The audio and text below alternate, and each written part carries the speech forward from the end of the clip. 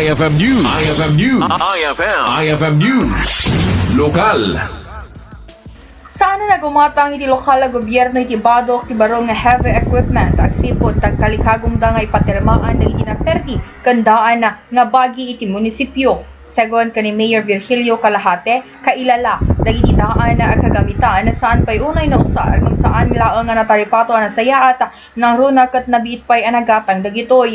Kinunana idi nagtugaw isu na kasama iti ili ket wala nga itagop operar ken iti datuman ket may bilang kas disable.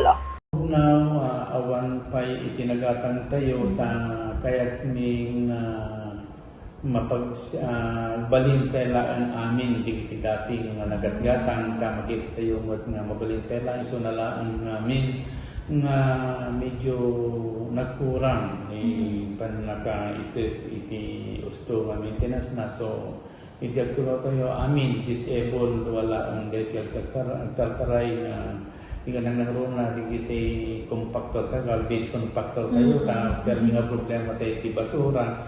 Iso nga, di kita amin iti sakit ulo, iti tututukan itata, including iti masinelas tayo, nga tadi sa pagbasuraan.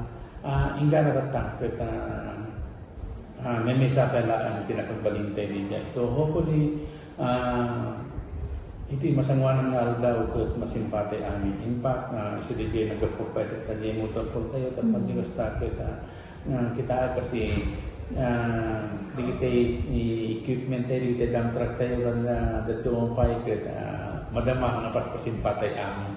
Kabayatan namang namnamay ti mayor ang mapagbalin dagiti nga equipment ag sipot ta kasapulan iti tiyempo ti kalamidad nang runa tatapan nagbabagyo ken tapno makapagserbi met laeng iti kalugaran.